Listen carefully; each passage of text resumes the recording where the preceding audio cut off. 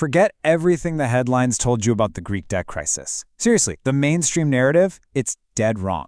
We aren't looking at some modern economic failure here. What we're actually looking at is a hidden 200-year-old trap.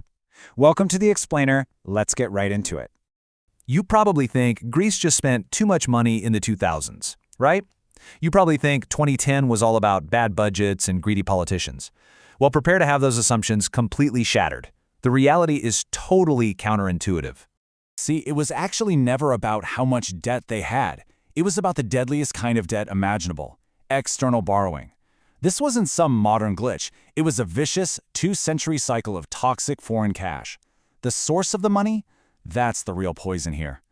The track record is absolutely brutal. First default in 1826, second in 1893, third in 1932, and the fourth in 2010.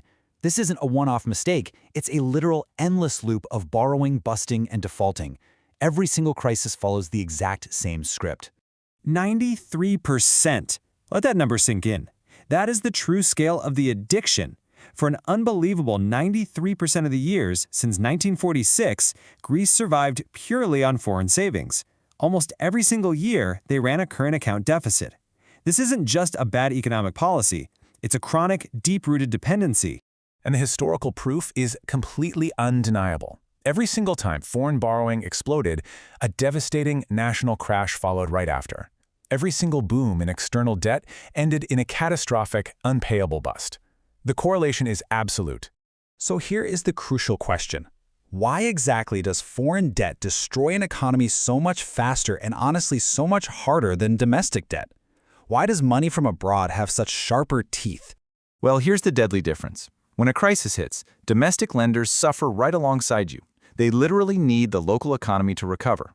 But foreign lenders, they just don't care. They don't feel your local suffering. They just demand their cash back no matter the cost. It's a flawless, deadly machine. Step 1, you borrow foreign money. Step 2, panic hits and that foreign money tap slams shut. Step 3, foreign governments step in with a so-called bailout. And Step 4, you completely lose your national sovereignty. Listen to this description. The Greek people have had to bear a crushing foreign debt that has literally sucked their lifeblood. Now, that sounds exactly like a headline from 2012, right? It wasn't. Historian L.S. Stavrianos wrote that back in 1952. The nightmare just keeps looping. But wait a second. You probably think all those multi-billion-dollar foreign bailouts were actually designed to rescue the average citizen, right? You probably think those massive rescue funds really fixed the local economy. Prepare for a harsh reality check. Historically, over 50% of that borrowed money never even reached the country. It literally evaporated before it even crossed the border. Take the famous 1833 bailout, for example. Less than a third went to the actual Greek treasury. The other 70%, it was swallowed by massive banking fees, funneled right back to old foreign creditors, and literally used to pay for a foreign Bavarian army to occupy the country. Seriously, you can't make this stuff up. The terrifying reality is that official bailouts rarely save the debtor nation. They're actually designed to save the old foreign bankers. The debt simply shifts from private banks to foreign governments. And the local citizens? They're left holding a completely unpayable bag. And history repeated itself perfectly after 2010. Private foreign debt was simply swapped out for official loans from foreign governments. The creditors changed, sure, but the trap remained exactly the same. It's the exact same playbook from the 1800s, just executed in the modern day.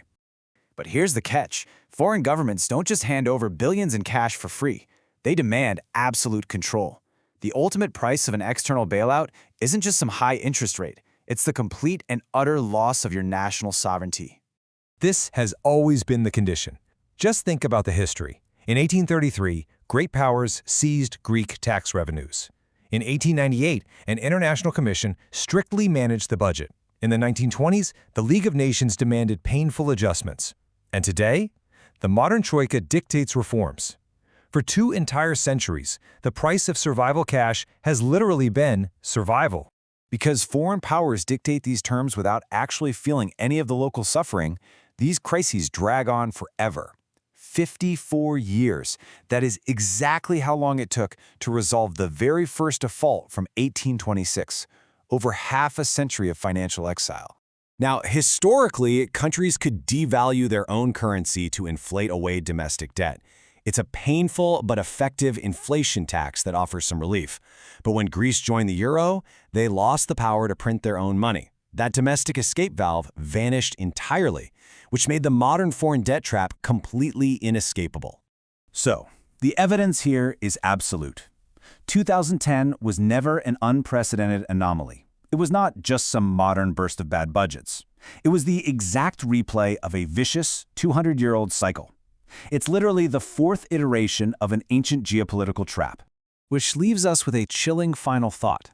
If a country's very survival is completely addicted to foreign money, can it ever truly be free? Something to really think about next time you read the headlines. Thank you for joining this explainer, and as always, keep questioning the narrative.